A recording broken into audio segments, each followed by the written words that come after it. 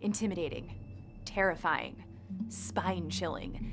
These are just some of the words we wouldn't use to describe the villains on this list.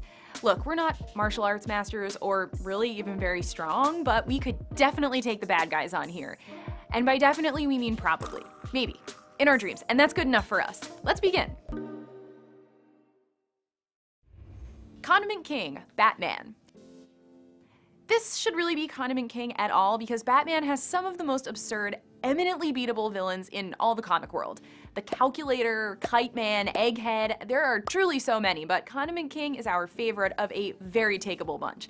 I mean, the dude slipped on his own ketchup and that's how Batman caught him.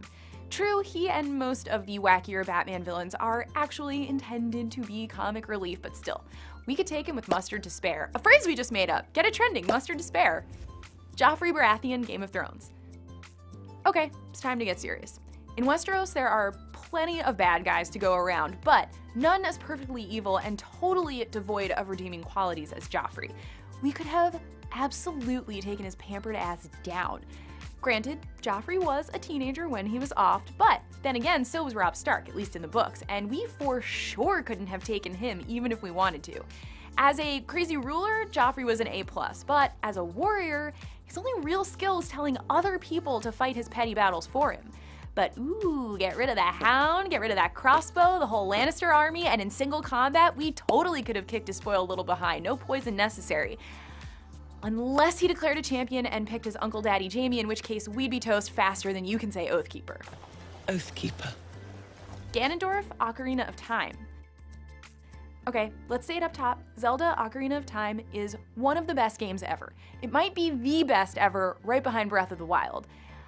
But I don't know, is anyone else slightly, just ever so slightly underwhelmed by Ganondorf? Not his creepiness, the organ playing, the laugh, that was all very creepy, but once you figured out the hack stun repetition, the battle felt kinda rote. I don't know, maybe it's just our incredible tennis skills, but we feel like we could take him. Then again, maybe not. Jesse Eisenberg's Lex Luthor.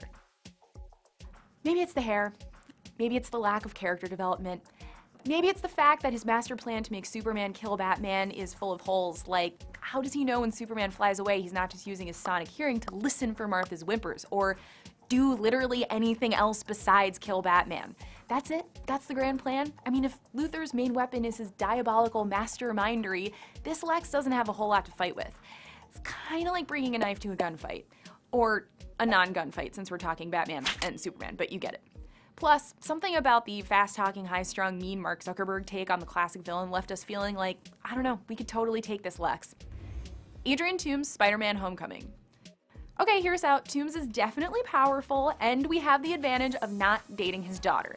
So, we're not saying Peter has an easy task here, at least emotionally. But we know where Toomes lives, where he works, and other than an easy-to-sabotage suit, he doesn't have any powers or really any outstanding abilities. Basically, we're saying that all things being equal, we could take Michael Keaton.